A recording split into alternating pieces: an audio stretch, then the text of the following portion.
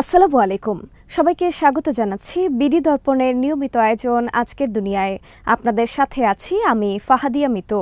চলুন জেনে নেওয়া যাক সারা দুনিয়ায় এই পর্যন্ত ঘটে যাওয়া প্রধান খবরগুলো। ইউক্রেনের পোলাতাভার একটি সামরিক প্রশিক্ষণ কেন্দ্রে ভয়াবহ ক্ষেপণাস্ত্র হামলা চালিয়েছে রাশিয়া। এতে ৫১ জন নিহত এবং প্রায় ১৮০ জন আহত হয়েছেন বলে জানিয়েছেন ইউক্রেনের প্রেসিডেন্ট ভলোদিমির জেলেনস্কি। হামলায় ব্যবহার করা হয়েছে স্বল্প পাল্লার ২টি স্কান্দার ক্ষেপণাস্ত্র। ইউক্রেনীয় প্রতিরক্ষা মন্ত্রণালয় জানিয়েছে, সতর্কতামূলক সাইরেন বেজে ওঠার খুব অল্প সময়ের মধ্যে ক্ষেপণাস্ত্রগুলো আঘাত হানে। এতে করে সেখানকার মানুষ আশ্রয় কেন্দ্রগুলোতে যাবার সময় পাননি। রাশিয়ার কয়েকজন সামরিক ব্লগার টেলিগ্রামে জানিয়েছে, যেখানে ক্ষেপণাস্ত্র আঘাত হেনেছে সেখানে সামরিক প্রশিক্ষণ দেওয়া হতো। হামলায় যারা নিহত হয়েছেন তারা সেনাবাহিনীর ক্যাডেট। রাইবার নামের একটি চ্যানেলে বলা হয়েছে, ক্ষেপণাস্ত্রের আঘাতে নিহত হয়েছেন ইউক্রেনের যোগাযোগ এবং ইলেকট্রনিক যুদ্ধ বিশেষজ্ঞ নবীন সেনারা। রাইবারে আরও বলা হয়েছে, এসব সেনার শূন্যস্থান দ্রুতই পূরণ করা সম্ভব নয়, কারণ তাদের দীর্ঘ সময় প্রশিক্ষণ দিতে হয়। ক্ষেপণাস্ত্র হামলায় ভবন ধসে পড়ে সেগুলোর ধ্বংসস্তূপের নিচে অনেকে আটকে আছেন বলে জানিয়েছেন প্রেসিডেন্ট জেলেনস্কি। তিনি বলেছেন, অনেকে ধ্বংসস্তূপের নিচে আটকে আছেন, অনেককে উদ্ধার করা হয়েছে, কিন্তু ১৮০ জনের বেশি মানুষ আহত হয়েছেন। এখন পর্যন্ত আমরা ৪১ জনের মৃত্যুর তথ্য জানতে পেরেছি। নিহতদের পরিবারের প্রতি আমি গভীর সমবেদনা জানাচ্ছি। পরে নিহতের সংখ্যা ৫১ বলে জানানো হয়। বিবিসি জানিয়েছে, পুরো ইউক্রেনের যুদ্ধ চললেও পোলতোভা অনেকটাই শান্ত ছিল। এখানে বড় হামলার ঘটনা ঘটতে পারে, সাধারণ মানুষের এই নিয়ে ধারণা কম ছিল। পোলাতোভায় হামলার পর রাজধানী কিয়েভের বাসিন্দাদের মধ্যে আতঙ্ক ছড়িয়েছে। সামাজিক যোগাযোগ মাধ্যমে হামলা নিয়ে বেশ কিছু অসমর্থিত তথ্য ছড়িয়ে পড়েছে। অনেকেই বলছেন, হামলার সময় সেখানে সেনাদের প্যারেড হচ্ছিল। অবশেষে ফিলাডেলফি করিডোর থেকে সেনা সরাতে রাজি হয়েছে ইসরায়েল। টাইমস অফ ইসরায়েলের খবরে বলা হয়েছে, ইসরায়েলি আলোচকরা মধ্যস্থতাকারীদের বলেছেন, তারা যুদ্ধবিরতি চুক্তির দ্বিতীয় ধাপে দক্ষিণ গাজার রাফা এলাকার ফিলাডেলফি করিডোর থেকে সেনা সরিয়ে নেবে। যদিও সোমবার প্রধানমন্ত্রী বেনিয়ামিন নেতানিয়াহু বলেছেন, তার দেশ ওই করিডোরে সেনা মোতায়েন রাখবে। ইসরায়েল মনে করছে, রাফা ক্রসিংয়ের ফিলাডেলফি করিডোর থেকে সেনা সরিয়ে নিলে হামাস মিশর থেকে গোপনে অস্ত্র পাবে, যা যুদ্ধের মাঝপথে হামাসকে শক্তিশালী করে তুলবে।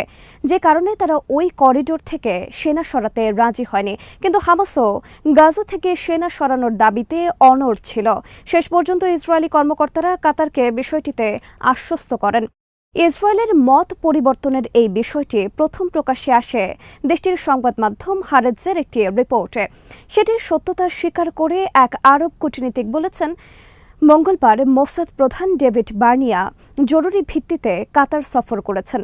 এই সফরে তিনি কাতারের প্রধানমন্ত্রী মোহাম্মদ বিন জসিমের সাথে সাক্ষাৎ করে অবস্থান পরিবর্তনের বিষয়ে আশ্বাস দেন। তবে নেতানিয়াহুর অফিস এই বিষয়ে কোনো মন্তব্য করেনি। এর আগে যুক্তরাষ্ট্র বলেছে, ইসরায়েল যুদ্ধবিরতির বিষয়ে সর্বশেষ উত্থাপিত প্রস্তাবে রাজি হয়েছে, যে প্রস্তাবে ফিলাডেলফি করিডোরে আশেপাশের জনবহুল এলাকা থেকে সেনা প্রত্যাহারের কথা বলা হয়েছে। যুদ্ধবিরতির প্রথম ৬ সপ্তাহের ধাপের মধ্যেই এটি করা হবে। তবে বাইডেন প্রশাসনের ওই বিবৃতিতে এটা বলা হয়নি যে করিডোরের সব এলাকা থেকে ইসরায়েলি সেনারা চলে যাবে। গত রবিবার মার্কিন প্রেসিডেন্ট জো বাইডেন বলেছেন, তারা একটি যুদ্ধবিরতি প্রস্তাব বাস্তবায়নের খুব কাছে রয়েছেন। চলতি সপ্তাহের শেষে সেটির ফলাফল দেখা যেতে পারে। গাজার যুদ্ধবিরতি নিয়ে শুরু থেকেই দুই পক্ষের মাঝে যেসব মতবিরোধ ছিল তার মধ্যে উল্লেখযোগ্য ছিল গাজা থেকে ইসরায়েলি সেনা প্রত্যাহার। হামাস এই দাবিতেই অটল ছিল। অন্যদিকে ইসরায়েল ছিল গাজায় সেনা রাখার পক্ষে, যা নিয়ে গত কয়েক মাসে দুই পক্ষের সাথে দফায় দফায় বৈঠক হয়েছে মধ্যস্থতাকারীদের সাথে। যুদ্ধবিরতি নিয়ে দেশে ও দেশের বাইরে ক্রমশই চাপ বাড়ছিল প্রধানমন্ত্রী নেতানিয়াহুর ওপর। শেষ পর্যন্ত ইসরায়েল নমনীয় হল। বেনিয়ামিন নেতানিয়াহু যখন যুদ্ধবিরতি চুক্তি নিয়ে সময় ক্ষেপণ করছেন এবং রাফা সীমান্তে সেনা মোতায়েন রাখার সিদ্ধান্তে অটল রয়েছেন, গাজার যুদ্ধক্ষেত্রে তখন প্রতিদিন পড়ছে ইসরায়েলি সেনাদের লাশ। প্রতিরোধ সংগঠনগুলো সেখানে নিয়মিতই দখলদার বাহিনীর ওপর হামলা চালিয়ে যাচ্ছে। প্যালেস্টাইন ক্রনিকলের খবরে বলা হয়েছে, যুদ্ধবিরতি নিয়ে ইসরায়েলের সরকার যখন টালবাহানা করছে তখন প্রতিরোধ যোদ্ধাদের গুলিতে নিহত হচ্ছে একের পর এক সেনা, আবার কোথাও অ্যাম্বুশ হামলায় উড়ে যাচ্ছে সামরিক যান। যথারীতি প্রতিটি হামলার পর আহত ও নিহত সেনাদের উদ্ধার করতে আসছে ইসরায়েলি সামরিক হেলিকপ্টার। সর্বশেষ এমন একটি ঘটনা ঘটেছে গাজা সিটির আল জায়তুন এলাকায়। মঙ্গলবার সেখানে পরপর 2 সেনাকে হত্যা করেছে ইসলামিক জিহাদের সামরিক শাখা আল কুদস ব্রিগেডসের এক স্নাইপার যোদ্ধা। এই ঘটনার একটি ভিডিও প্রকাশ করেছে আল কুদস ব্রিগেডস, যাতে দেখা গেছে একটি বাড়ির জানালা দিয়ে একজন স্নাইপার যোদ্ধা আরেকটি বাড়িতে অবস্থান করা 2 জন ইসরায়েলি সেনাকে পরপর 2টি গুলিতে ধরাশায়ী করেন। ইসরায়েলি রাজনীতিকরা স্থায়ীভাবে গাজায় দখলদারিত্ব কায়েম করার পক্ষে কথা বলছেন, যদিও প্রতিরোধ যোদ্ধারা প্রমাণ করেছে ইসরায়েলের পক্ষে গাজা ভূখণ্ডে দাপটের সাথে টিকে থাকা সম্ভব নয়, কারণ গত 10 মাসের যুদ্ধে তারা প্রচুর সেনা হারিয়েছে। কত ট্যাঙ্ক ও সাজোয়া যান ধ্বংস হয়েছে তার কোনো হিসাব নেই। এছাড়া লড়াই চলছে পশ্চিম তীরের বিভিন্ন শহরেও। মঙ্গলবারও বিভিন্ন প্রান্তে সেনাদের ওপর হামলা করেছে হামাস ও ইসলামিক জিহাদের যোদ্ধারা। হামাসের সামরিক শাখা আল কাসাম ব্রিগেডস এক বিবৃতিতে জানিয়েছে, তাদের যোদ্ধারা মঙ্গলবার পশ্চিম তীরের তুলকারাম উদ্বাস্তু শিবিরের কাছে ইহুদিবাদীদের একটি পদাতিক দলের ওপর চোরাগোপ্তা হামলা চালিয়েছে। আগে থেকে ওত পেতে থাকা যোদ্ধাদের হামলায় সেনা দলটির বেশ কিছু সদস্য হতাহত হয়েছে। বিবৃতিতে আরও বলা হয়েছে, তুলকারাম শিবির এলাকায় প্রতিরোধ যোদ্ধারা চারপাশ থেকে দখলদার সেনাদের ওপর হামলা চালিয়ে যাচ্ছে। এতে ইসরায়েলি বাহিনীর ব্যাপক ক্ষয়ক্ষতি হচ্ছে। ইসলামিক জিহাদের সামরিক শাখা আল কুদস ব্রিগেডস জানিয়েছে, পশ্চিম তীরের নাবলুস শহরের বালাতা ক্যাম্প এলাকায় অগ্রসরমান সেনাদের ওপর হামলা চালিয়েছে যোদ্ধারা। এ সময় মেশিন গান দিয়ে গুলি ছোড়া হয় সেনা দলটিকে লক্ষ্য করে। জেনিনে কয়েকটি জায়গায় সেনাদের ওপর হামলা করা হয়েছে। সেনাদের গতিপথে আগে থেকে পুঁতে রাখা বোমার বিস্ফোরণ ঘটিয়েছে যোদ্ধারা। এছাড়া তাদের ওপর চালানো হয়েছে গুলি। একই ধরনের হামলা হয়েছে তুলকারাম শহরেও। তুলকারামের বালানে এলাকায় যোদ্ধাদের পুঁতে রাখা বোমার বিস্ফোরণে হতাহত হয়েছে বেশ কিছু সেনা সদস্য। উত্তর ইসরায়েলের সেনা স্থাপনা লক্ষ্য করে বুধবার 7 দফা সিরিজ হামলা চালিয়েছে লেবানন ভিত্তিক প্রতিরোধ সংগঠন হিজবুল্লাহ। সংগঠনটির মিডিয়া বিভাগ জানিয়েছে, মঙ্গলবার বেলা 2টায় তারা দিনের প্রথম হামলাটি চালায়। এই হামলার টার্গেট ছিল উত্তর ইসরায়েলের আল জিবদা মিলিটারি সাইট। হিজবুল্লাহর হামলায় ঘাঁটির নতুন স্থাপিত নজরদারি সামগ্রী ধ্বংস হয়েছে। এর 10 মিনিট পর যোদ্ধারা একই রকমভাবে আল রাহেব সেনা ঘাঁটির নজরদারি সামগ্রী গুড়িয়ে দেয়। দিনের তৃতীয় হামলাটি করা হয় আল আসি সেনা ঘাঁটি লক্ষ্য করে। হিজবুল্লাহ জানিয়েছে, বেলা 3টার 5 মিনিট আগে কফর সুবা পার্বত্য এলাকায় আল সামাকা ঘাঁটিতে সেনাদের একটি গ্রুপের অবস্থান লক্ষ্য করে হামলা চালানো হয়। 10 মিনিট পর আর্টিলারি হামলা টার্গেট করা হয় আল রাদার সেনা ঘাঁটিকে। এভাবে সন্ধ্যা 6টা পর্যন্ত ধারাবাহিক হামলা চালাতে থাকে হিজবুল্লাহর যোদ্ধারা। ইসরায়েলের পক্ষ থেকে এসব হামলায় ক্ষয়ক্ষতির বিষয়ে কোনো বক্তব্য পাওয়া যায়নি। এদিকে ইরাক ভিত্তিক মিলিশিয়া সংগঠন ইসলামিক রেজিস্ট্যান্স ইন ইরাক জানিয়েছে, তাদের যোদ্ধারা বুধবার ভোরে ইসরায়েলের হাইফা বন্দরে ড্রোন হামলা চালিয়েছে। সংগঠনটি এক বিবৃতিতে জানিয়েছে, নারী শিশুসহ ফিলিস্তিনি জনগণের ওপর ইসরায়েলিদের গণহত্যা ও মানবাধিকার লঙ্ঘনের প্রতিবাদে প্রতিরোধ সংগঠনটি ইসরায়েলের হাইফা বন্দরে ড্রোন হামলা চালিয়েছে। ইরাকের এই সংগঠনটি ইরান সমর্থিত মিলিশিয়া গোষ্ঠী হিসেবে পরিচিত।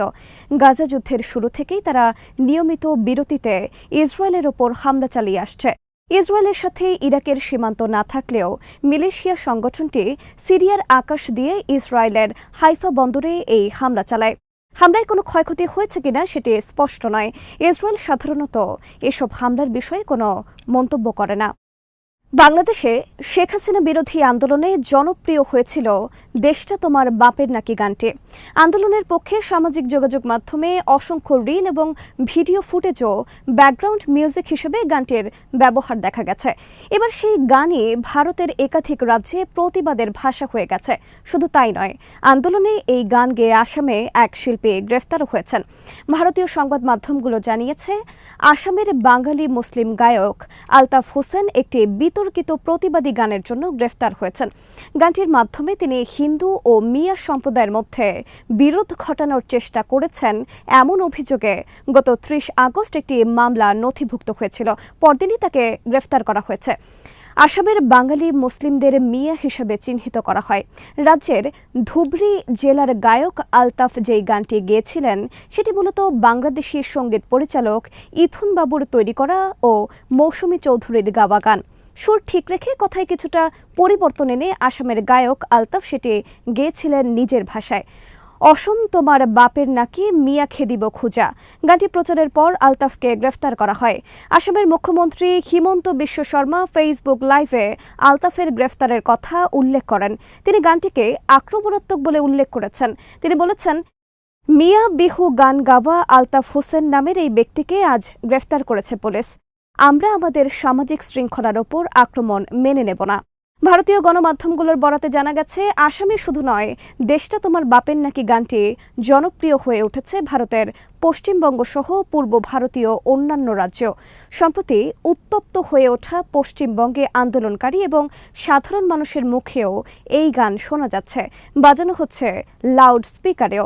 রাজ্যভেদে নিজস্ব ভাষা এবং কথা ব্যবহার করেও গাওয়া হচ্ছে এই গান। ইরানে চলতি বছরে ৪০০ জনের বেশি মানুষের মৃত্যুদণ্ড কার্যকর করা হয়েছে। এর মধ্যে গত আগস্ট মাসে অন্তত ৮১ জনের মৃত্যুদণ্ড কার্যকর করা হয়। এর আগে জুলাই মাসে ৪৫ জনের বেশি মানুষের মৃত্যুদণ্ড কার্যকর করেছিল দেশটি। জাতিসংঘের ১১ জন মানবাধিকার বিশেষজ্ঞকে নিয়ে গঠিত একটি স্বাধীন দল এক বিবৃতিতে এমন তথ্য জানিয়েছে। চলতি বছরে মৃত্যুদণ্ড কার্যকর হওয়া ব্যক্তিদের মধ্যে ১৫ জন নারী রয়েছেন উল্লেখ করে ওই বিবৃতিতে বলা হয়, মৃত্যুদণ্ড কার্যকর হওয়ার ঘটনা ব্যাপক হারে বৃদ্ধি পাওয়ায় আমরা উদ্বিগ্ন। জাতিসংঘের বিশেষজ্ঞরা বলছেন, গত মাসে যাদের মৃত্যুদণ্ড কার্যকর করা হয়েছে তাদের মধ্যে ৪১ জনের বিরুদ্ধে মাদক সংক্রান্ত অভিযোগ আনা হয়েছিল। এই অপরাধের জন্য মৃত্যুদণ্ড দেওয়া আন্তর্জাতিক মানদণ্ড বিরোধী। আন্তর্জাতিক মানবাধিকার সংস্থা অ্যামনেস্টি ইন্টারন্যাশনালের হিসেবে চীন বাদে যে কোনো দেশের চেয়ে ইরানে প্রতি বছর সবচেয়ে বেশি মানুষকে মৃত্যুদণ্ড দেওয়া হয়। আজ এখানেই শেষ করছি। সবাই ভালো থাকুন, সুস্থ থাকুন আর দেখতে থাকুন বিডি দর্পণ। চ্যানেলটি ভালো লাগলে সাবস্ক্রাইব করুন, সংযুক্ত থাকুন আমাদের ফেসবুক পেজে। আল্লাহ হাফেজ।